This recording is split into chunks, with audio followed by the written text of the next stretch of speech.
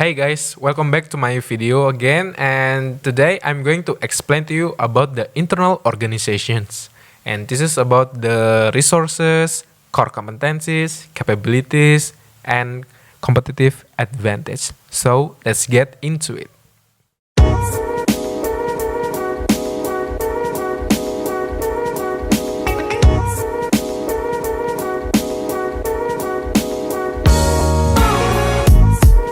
Several factors in the global economy, including the rapid development of the internet's capabilities and globalization in general, are making it difficult for firms to find ways to develop competitive advantage. Increasingly, innovation appears to be a vital path to efforts to develop competitive advantage, particularly sustainable ones. In general, a competitive advantage sustainability is a function of three factors, and that is: the first one is the rate of core competence obsolescence because of environmental changes. The second one is the availability of substitutes for the core competence. And the third one is the immutability of the core competence. So the next topic is about analyzing the internal organization. And the first one is the context of internal analysis. Before we go deeper, this is the figure of the component of an internal analysis. So a global mindset is the ability to analyze, understand, and manage an internal organization in ways that are not dependent on the assumption of a single country, culture, or context. Analyze firms' portfolio of resources and bundle heterogeneous resources and capabilities to understand how to leverage these bundles. And the last one is an organization core competencies creates and sustains its competitive advantage. Next one is about creating value. Value is measured by a product's performance characteristic and by its attributes for which customers are willing to pay. And then develop core competencies that lead to competitive advantage. Next one is about the challenge of analyzing the internal organization.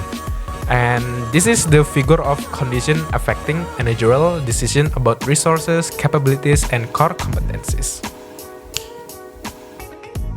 The strategic decision managers make about the internal organization are non-routine, have ethical implication, and significantly influence the firm's ability to earn above average returns, making decisions involving the firm's asset, identifying, developing, deploying, and protecting resources, capabilities, and core competencies.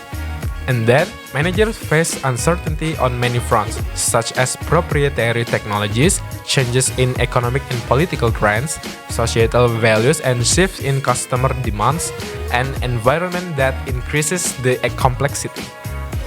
The last one is the intra-organizational conflict because of due to decisions about core competencies and how to nurture them.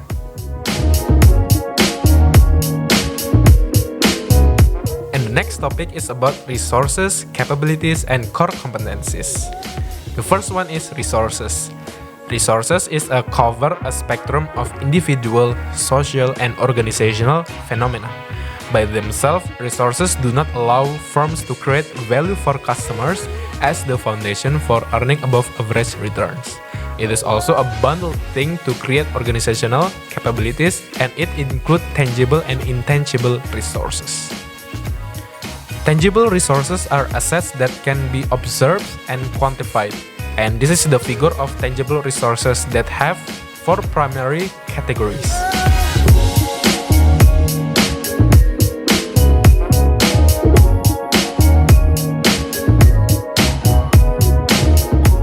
And then, intangible resources are assets that are rooted deeply in the firm's history, accumulate over time, and are relatively difficult for competitors to analyze and imitate. And this is the figure of the three primary of the intangible resources.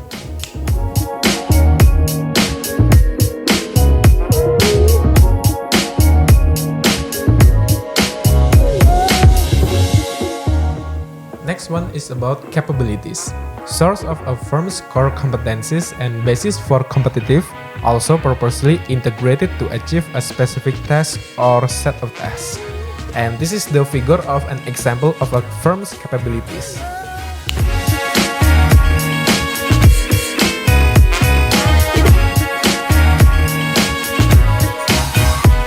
And then the last one is about the core competencies. It is about capabilities that serve as a source of competitive advantage for a firm over its rivals and distinguish a company from its competitors. And that is the personality. So the next topic is we are going to talk about building core competencies. So there are two tools firms to use to identify and build on their core competencies, and that is the 4 criteria of sustainable competitive advantage and value chain analysis. So first of all, we are going to talk about the 4 criteria of sustainable competitive advantage. This is the figure of the 4 criteria of sustainable competitive advantage.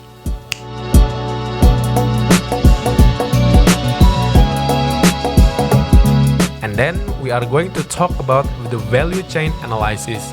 This is the figure of a model of the value chain.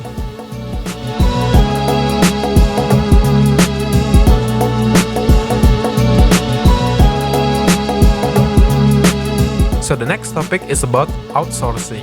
Outsourcing is the purchase of a value-creating activity or a support function activity from an external supplier. Effective execution includes an increase in flexibility, risk mitigation, and capital investment reduction. So I think that is all from me, and thank you for watching, and see you in the next video.